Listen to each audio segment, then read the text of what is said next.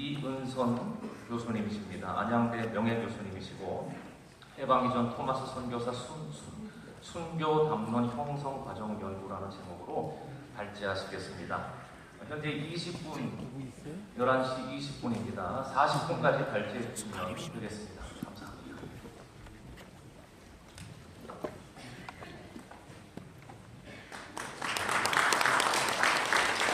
방금 소개받은 이은선 교수입니다.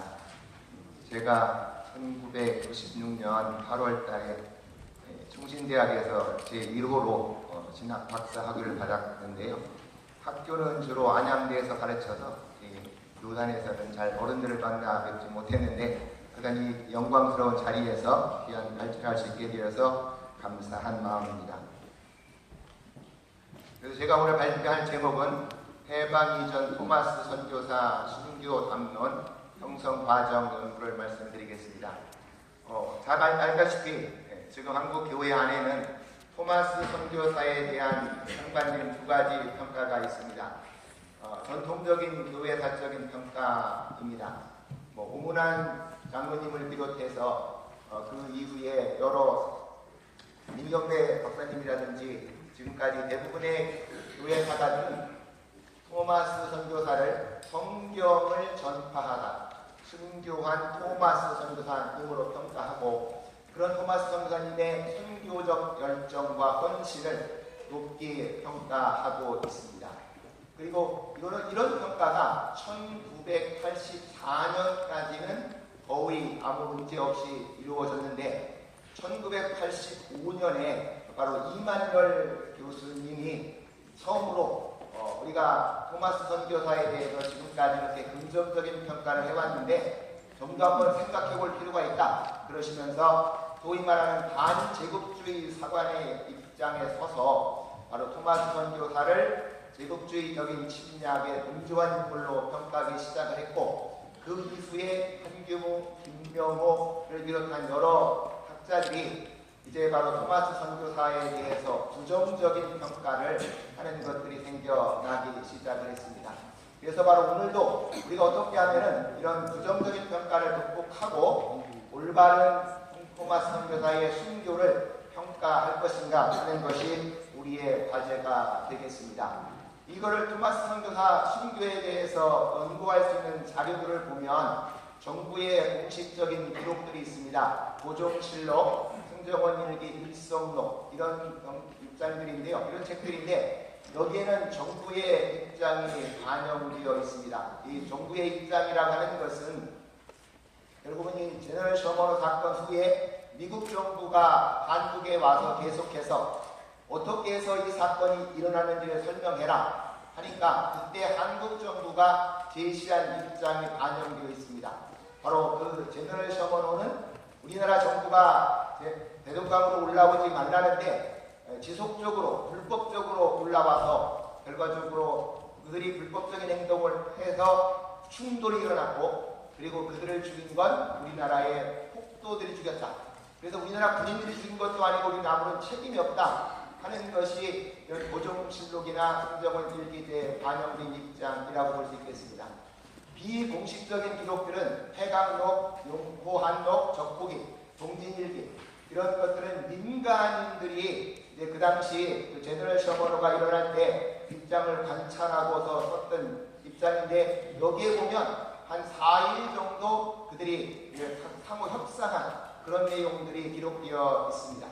결국 이 평가에서는 제너럴 셔먼호가 침략선이 아닌 최소한 그 무역선이라는 것이 이제 우리가 인정해야 될 입장인 것이고 그리고 가장 핵심은 토마스 선교사가 마지막에 어떻게 죽었느냐 할 때 정부의 공식 입장이나 비공식 입장은 그가 성경을 반포한 것에 대해서는 거의 침묵하고 있다 하는 것이죠. 그래서 결국 그거를 정확하게 볼 수 있는 사람들은 누구였냐? 나중에 신앙을 가지고 그때 성경을 받았던 목격자들의 증언이 바로 토마스 선교사가 와서 마지막 성경을 반포하다 죽음을 당했다라고 하는 것을 밝혀줄 수 있는 사람들이 하는 것입니다. 그래서 연구 자료에서 마지막에는 가장 중요한 것이 목격자들의 증언이라고 하는 것이죠. 그래서 제가 한번 연구 질문으로 세 가지를 제시해 봤습니다. 토마스 선교사들은 토마스 선교사에 대해서 어떻게 기록하고 언급하고 있느냐 하는 것이죠. 그 다음에 두 번째는 아까 말씀드렸지만 이 토마스 선교사는 장로교 선교사님이 아니고 영국 웨일즈에서 온 회중교회 선교사님이었습니다. 그런데 왜 한국에서는 장로교를 중심으로 해서 토마스 신교 담론이 형성됐고 오늘도 보다시피 바로 장로교가 중심이 돼서 순교 기념관을 세우는가 하는 것이죠. 그다음에 세 번째는 그 이전까지는 토마스를 순교자로 언급하지 않았는데 1920년대에 오면 이제 한국교회가 집중적으로 그를 순교자로 호명을 하게 됩니다. 그래서 왜 1920년대에 그를 순교자로 호명하게 되었는가 하는 것을 생각해 보려고 합니다. 자, 그러면 그 당시 한번 이 국제적인 정세를 생각해 보겠습니다. 1860년대, 1866년에 제너럴 셔먼 사건이 일어났는데 바로 그 1866년에 보면 중국은 조선의 서양의 문호 개방을 요청하고 있었습니다. 특별히 왜 그랬는고 하니까 우리가 잘 아시는 대로 1866년이 대원군이 바로 천주교 신자를 한 8,000명에서 많은 분들은 10,000명 이상을 죽였다라고 하는 병인 박해가 일어났습니다. 이렇게 병인 박해가 일어나니까 바로 북경에 있던 프랑스 공사와 제독들은 조선을 침략해서 그거를 응징하겠다라고 하는 입장을 공공연하게 표명하고 있어서 프랑스의 조선 침략이 임박했다는 소문은 화다하게 퍼져 있었다는 거죠. 반면에 영국은 우리나라의 관계를 통상을 통해서 해결해 가려고 했습니다. 이때 바로 제너럴 셔먼호가 우리나라 오는데요. 이 제너럴 셔먼호가 오기 전에 철산 앞바다에 바로 서프라이즈호라고 하는 미국의 배가 좌초한 일이 있었습니다. 그때 그 배 선장하고 박 교수가 면담을 해서 미국과의 관계를 맺었고 그리고 그 서프라이즈호가 만주에 갔을 때 영국에서 제너럴 셔먼호 선장을 만났고 그 후에 그가 조선에 옵니다. 그래서 아마 이 제너럴 셔먼호는 조선과 통상을 하는데 특별히 프랑스 공격을 대비해서 조선이 아마 무기를 구매하지 않을까 해서 무기를 판매하러 온 것이 아닌가 보여집니다. 물론 토마스 선교사님은 복음 전파를 목적으로 그 배에 동승하게 되어졌던 것이죠. 자, 그러면 우리나라에 들어봤던 초기 선교사님들은 이제 이 토마스 선교사에서 어떻게 언급을 했겠냐 하는 겁니다. 바로 1884년에 입국해서 활동할 때 바로 우리나라의 사람들은 선교사님들을 양귀자, 서양 귀신이라고 하면서 배척했습니다. 대원군 시대부터 그런 세국 정책에 영향하에 있었던 분들에게서 그 외국인들은 대단히 배척의 대상이었고 아마 평양에 있는 대부분의 사람들에게서도 그 제너럴 셔먼호 사건은 상당히 부정적으로 인식되어져 있었을 가능성이 많습니다. 그렇기 때문에 그런 토마스 선교사에 대해서 처음에는 대단히 조심스러운 언급을 할 수밖에 없었던 걸로 보여진다는 것입니다. 제일 먼저 토마스 선교사에서 언급하신 분은 언더우드 선교사님인데 이분이 이제 1885년 우리나라 오기 전에 자기가 자기 고향이었던 영국을 방문하러 갑니다. 영국의 런던에 가서 런던 선교회를 갔더니 내가 조선에 간다. 그러니까 당신 선교지가 조선이냐? 우리가 거기에 20년 전에 선교사 한 명을 보냈는데 그 위에 아무 소식이 없는 죽음을 맞이했다 하는 것을 1884년에 알았고 그래서 언더우드 선교사님은 우리나라에 온 다음에 자주 그 얘기를 반복했다라고 자기 책에 써놓고 있습니다. 이거 1908년에 콜 오브 코리아라고 하는 조선의 부름이라는 책을 썼는데 여기서 토마스를 스코틀랜드 사람이면서 스코틀랜드 목사님으로 이렇게 언급을 하고 있다는 거죠. 그리고 그 토마스 선교사의 선교 사역이 누구에게로 연결이 됐냐라고 하니까 만주에 있던 스코틀랜드 장로교 선교사였던 로스나 맥킨타이어에게로 계승된 것을 이렇게 설명을 하고 있습니다. 그 다음에 이제 아펜젤러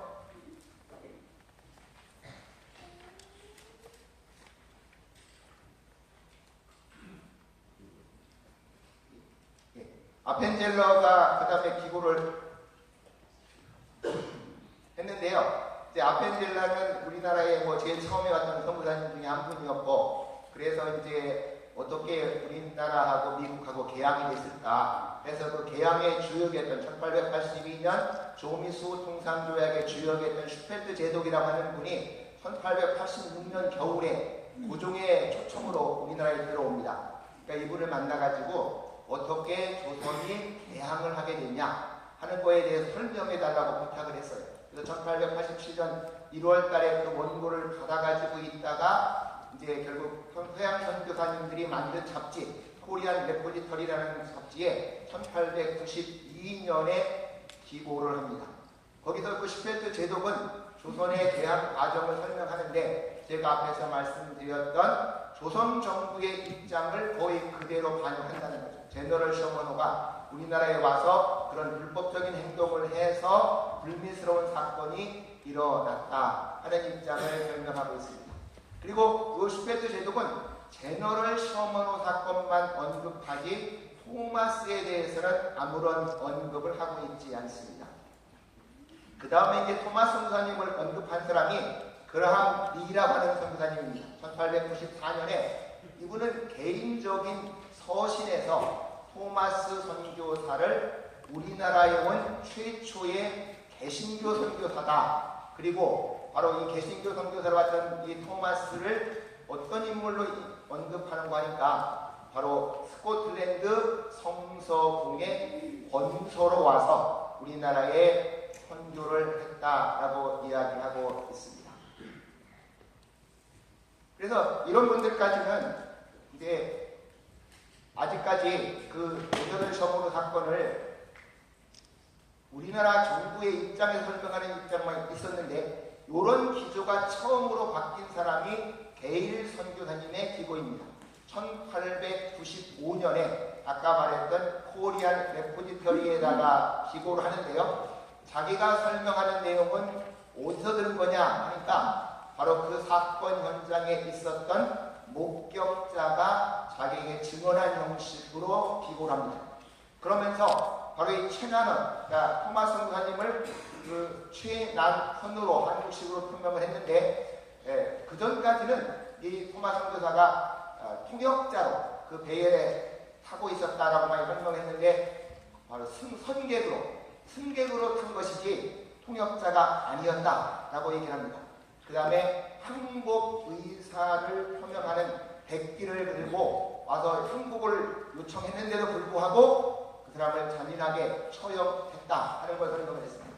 이제 가장 중요한 게 이 제너럴 셔먼호 사건이 왜 일어났냐 하는 거에 대해서 게일은 바로 그 대원군이 이 제너럴 셔먼호 배를 로마 카톨릭에서 쳐들어온 배로 인식을 했고 그래서 즉각 그들을 살해해라 해서 조선군이 바로 공격을 준비했다는 거죠. 이렇게 공격을 준비하는 걸 보고 그 제너럴 셔먼호 선원들이 이현익이라고 하는 그 중군을 이제 납치를 했습니다. 납치를 하니까 결국은 둘이가 공격하는 가운데에서 조선군이 먼저 공격을 했다 하고 게일은 설명합니다. 그러니까 게일의 입장은 지금까지는 오히려 제너럴 셔먼호 쪽에서 먼저 문제를 일으켰다라고 하는 게 조선 정부의 입장이었는데 게일은 아니다. 오히려 조선군이 먼저 공격을 해서 이제 제너럴 셔먼호 쪽에서 방어를 한 것이다 하는 이렇게 변증적으로 새롭게 사건하는 관점이 여기 제시가 됩니다. 근데 여기는 그래서 순교 장면이라든지 성경을 반포한 이야기는 아직 나오고 있지 않습니다. 예, 처음으로 이제 바로 그 토마스 선교사에 대해서 긍정적으로 첫 번째 평가를 한, 그 다음에 공식적 평가를 한 선교사님이 마페 선교사입니다. 1909년이면 장로교 선교 25주년이 됐고요. 그래서 1909년에 장로교 선교 25주년 기념식에서 바로 마켓이 복음 사역이라고 하는 첫 번째 부분의 보고를 하면서 결국은 장로교 선교가 언제 시작됐냐? 우리가 장로교 선교 25주년이니까 당연히 1884년 알렌에서 설명을 시작할 것 같은데 마페 선교사는 바로 우리나라의 개신교 선교는 누구부터 시작됐냐? 토마스 선교사로부터 시작됐다는 겁니다.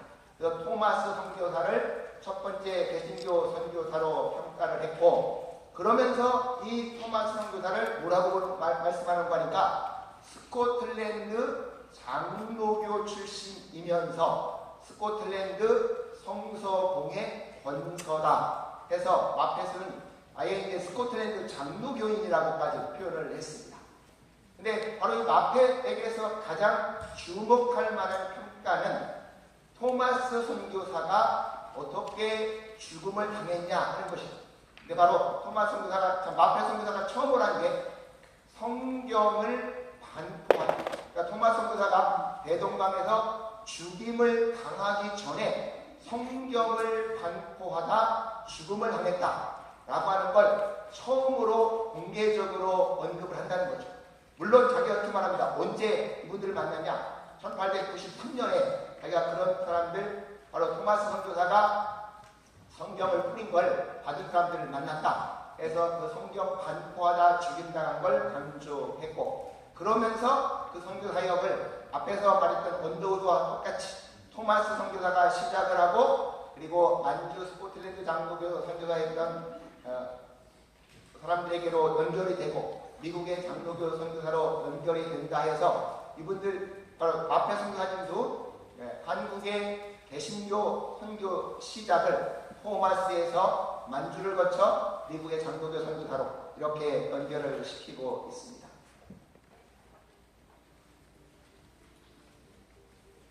결국은 마페 선교의 가장 핵심은 이제 토마스를 바로 성경을 반포하다 죽임당한 선교사님 해서 바로 그 성경을 반포했다. 그 대동강변에서 마지막 순교당할 때 성경을 반포하다가 죽임당했다라고 하는 것을 최초로 언급을 했고, 스코틀랜드 출신의 첫 번째 장로교 선교사 등으로입니다. 그러면서 바로 그 토마스 선교사님이 성경을 뿌린 게 바로 평양교회의 씨앗을 뿌린 거다. 생각해보시면 1909년은 1907년 평양 대북운동이 일어난 바로 직후였습니다. 바로 평양에 있는 선교사님들은 토마스 선교사의 그 순교의 피가 바로 평양에 복음의 씨앗을 뿌려서 교회의 씨앗이 됐다라고 하는 것을 말씀하고 있다는 것입니다. 바로 이 마페 선교사님이 토마스의 죽음을 그렇게 성경을 뿌리다 순교했다라고 하는 것을 공식 발표하면서 동시에 이루어진 게 뭐냐? 토마스 기념위원회를 조직합니다. 장로교 선교회에서 토마스 기념위원회를 설립을 했고, 위원으로 마펫, 밀러, 맥현 세 분을 임명했습니다. 여기서 바로 위원장이었던 마펫이 1910년 에딘버러 선교회 대회에 참석하러 갑니다. 거기 가서 결국 우리나라 선교에 대해서 연설을 했고요. 그리고 거기에 체류하는 동안에 스코틀랜드 성서공회와 토마스 기념교회 건립을 논의해서 적어도 500불의 지원을 해주겠다 약속을 받았습니다. 그래서 그 토마스 선교사님 기념교회를 설립하려고 1915년까지 지속적으로 노력을 했지만 하여간 이 성서공회 지원이 이루어지지 않아서 결국은 기념교회 설립은 이루어지지 않고 1915년에 그 기념위원회는 해산되어졌습니다. 여기서 우리가 볼 수 있는 건 바로 이분들이 토마스 선교사님이 성경을 반포하다 순교했다. 순교라는 용어는 아직 쓰고 있지 않지만 그의 죽음의 의미를 긍정적으로 해석을 해서 기념교회를 세우려고 노력한 것을 볼 수가 있습니다. 그럼 우리는 그 선교사님들 중에서 그러면 누가 처음으로 먼저 순교라고 서술을 했는가 보면은 감리교 선교사님이 그랬어요. 우리나라에 있던 존스 선교사님이 하는 분이 와서 바로 인천의 그 내립교회를 개척을 한 분인데요. 이분이 1909년에 미국으로 돌아간 다음에 오지 않고 거기서 활동하면서 1915년, 16년 보스턴대학교 신학대학원에서 강의를 하면서 토마스의 죽음을 천주교 박해와 관련해서 처음으로 순교라고 하는 것을 명시했습니다. 근데 뭐라 이 순교라는 언급을 한 거는 강의론만으로 남아있고 책으로는 출판되지 않아서 크게 널리 알려진 걸로 보이지는 않습니다. 그 다음에 이제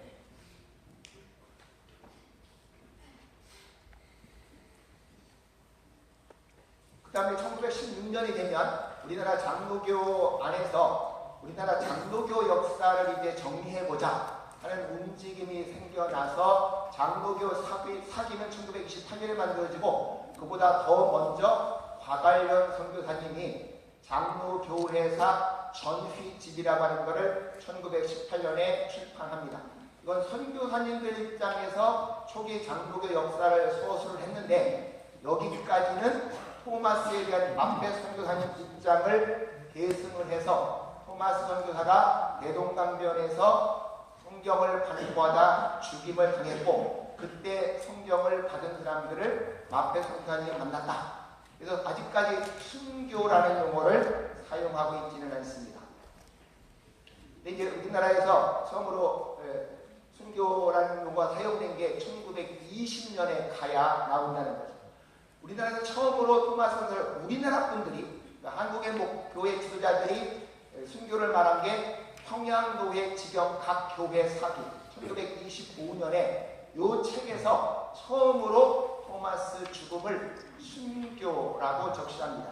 그 당시 산정의 교회 목사님이었던 강규찬 목사님, 서문의 교회 목사님이었던 김선두, 방대훈 교회의 동사 목사였던 변인석, 바로 평양의 가장 중심적인 교회를 담당하고 있던 목사님들이 그 각 교회 사기를 쓰면서 그 총론 제일 앞부분에 토마스 선교사의 죽음을 순교라고 처음으로 적시했습니다.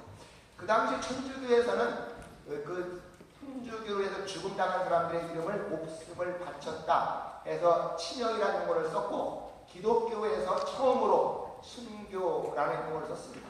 그리고 백낙준 박사님이 1927년에 박사의 논문을 쓸 때 거기서도 이제 토마스 선교사님을 순교라고 서술하고 있습니다. 근데 아마 이 순교 담론이 형성되는데 영향을 미친 건 1925년 7월에 천주교인 79명의 시복식을 행했습니다. 이게 바로 1839년에 기해박해, 1849년에 병호박해, 그때 순교된 천주교 79명을 이제 교황청에서 바로 그 순교로 인정해서 시복식을 했는데 그 영향을 받으면서 우리나라에서도 아마 토마스 선교사님을 순교라고 명명하지 않았나 싶은 게 예수교 장로의 사기 1928년에 서술하는데 여기 보면 그 천주교하고 예수교, 순교를 동시에 서술합니다. 프랑스 주교 9명에서 이렇게 해서 하고 수파교의 그 순교 예수교에 파종한 의견 토마스 선교사도 의로운 피를 흘렸다 이런 식으로 설명을 했고 그 다음에 이제 오문환이 순교 담론을 확산시킨 데 가장 중요한 역할을 했습니다. 1922년에 조선 기독교사의 일분수라는 평양 양난 요거를 통해서 토마스 순교사 담론을 확산을 시켜서 장로교 총회에서도 그게 보고가 됐고 장로교 선교사 총회에도 보고가 되고 그 다음에 순동교회에서 기념식까지 거행을 했습니다. 이 영향으로 동아일보까지도 토마스를 순교자라고 보도를 했고 27년에 기념회를 만들었고 28년에 토마스 전을 만들었는데 여기서 하나 중요한 건 28년이 되면 이분이 토마스 선교사가 스코틀랜드인이 아닌 영국 메일즈 회중교 출신이라고 하는 것을 밝혔습니다. 그러다가 1832년에 토마스 순교 기념교를 설립을 했고요. 그런 영향하에서 결국 장로교 선교사님들이 해밀턴과 해리 로스라고 하는 분들이 결국은 둘 다 토마스 선교사를 개신교의 첫 번째 순교자라고 평가를 했습니다.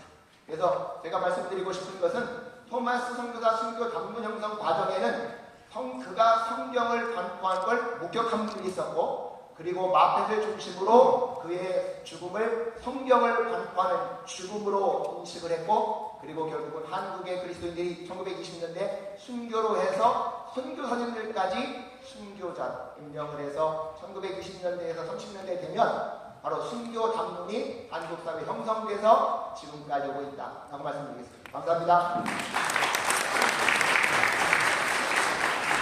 감사합니다.